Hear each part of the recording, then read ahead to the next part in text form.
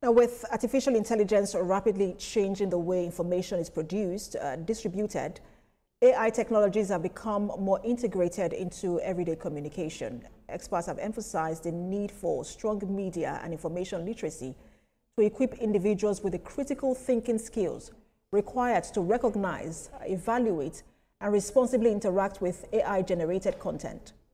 In 2021, the UN General Assembly decided to commemorate Media and Information Literacy Week, citing the need for the dissemination of factual, timely, targeted, clear, accessible, multilingual, and science-based information.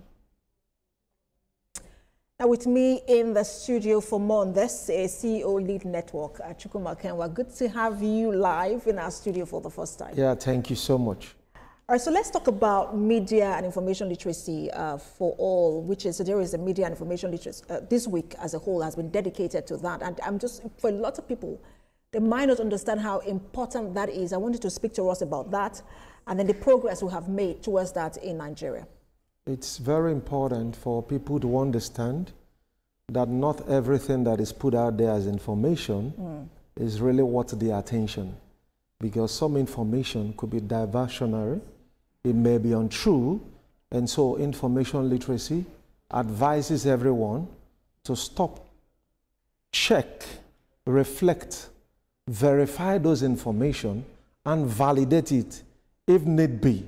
There should be that aspect of critical thinking, reasoning, ability to judge if this information is right or wrong.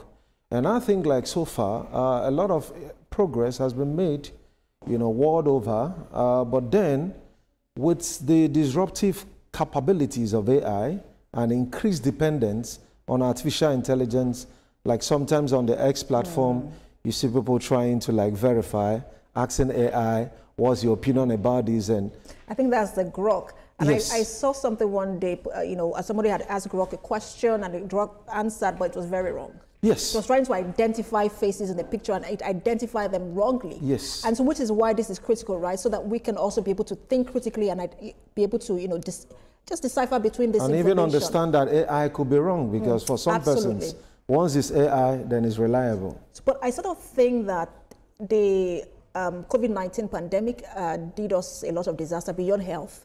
That was, for me, the birth of conspiracy theories and then also propaganda that we see now even in our space. And I'm wondering, there is also a digital and data disparity between, you know, I mean, when you put things into class, you also put that as part of the class, that some people don't have that access. And I'm wondering how dangerous that is, because they then take in a lot of information. Yeah, so two things, two issues, very important issues you raised. And of course, Tedros, if you can remember, at the height of COVID-19, you know, he said that, you know, he was wondering if infodemic was not a greater challenge than pandemic, because there were a lot of information there. Everyone became online doctors, like advising people what to do and what not to do. But beyond that also, you have like that concern of where some people are flooded with information, some are not even having enough, and so they need to bridge that digital gap. You know, it's very important, even like in a country like Nigeria.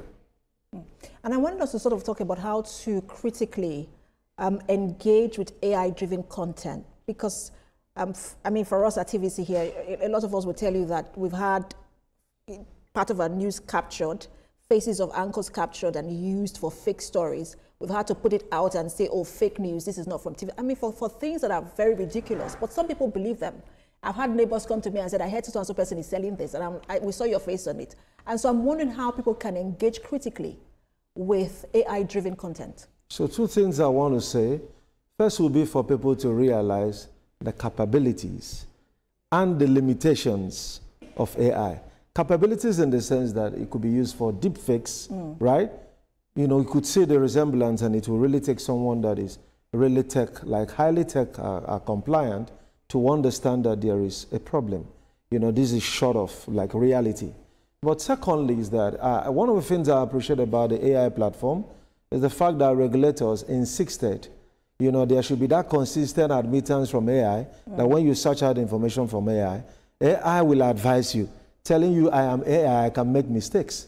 And sometimes by the sides also you could see sources, because so that you can even check that yourself And that's what many Nigerians need to even begin to do. Because sometimes even on X platforms, just with a news headline, so many Nigerians could just go commenting without even assessing what is there. You know, and that is where critical thinking comes in, that when AI prompts up some of those links as sources, please delve into it to be sure that, you know, that is exactly what you're looking for. And I hope that we also begin to advise people that when it's critical, we seek experts and not AI. Because there was a story in the US of a boy who committed suicide because he had spoken to AI and AI had advised that, you know, that was not a bad route to take. And I'm wondering, you know, how do we then, in situations like that, because it has to be, and it has to go to the grassroots, how do we then ensure that people then go to experts? At what point do we say, this is not a time? If somebody commits suicide because AI says, well, taking so and so drug, this is the right time to do it when your parents are not at home. I think that was the advice given. And I'm wondering at what point, you know, should we say, well, let's know what to take from AI and let's know what to take from experts. Yeah, certainly. And of course, like, and that's why, like, I appreciate, like, some of the things that regulators have done. I mean, like, anytime you ask AI about a health issue, AI will tell you, I am not a doctor. Please go meet a doctor. So if you think you're relying on AI, why would you also take that advice? But most importantly is that under the current administration, you know, like the repositioning of the ICT now into digital technologies in high schools, that means now incorporating some aspects of artificial intelligence, and I'm sure the Honorable Minister is also factoring in, you know, media and information literacy, you know, as part of the curriculum. Yes, we're expecting it by January. And with that, even from an early age, young people can begin to gain this information. And that's very critical to start early. Thank you so much for your time. You're Pleasure welcome. to have you, and especially in the studio. Yeah, thank you so much. CEO, Lead Network, Chukwuma Okenwa. Thank you.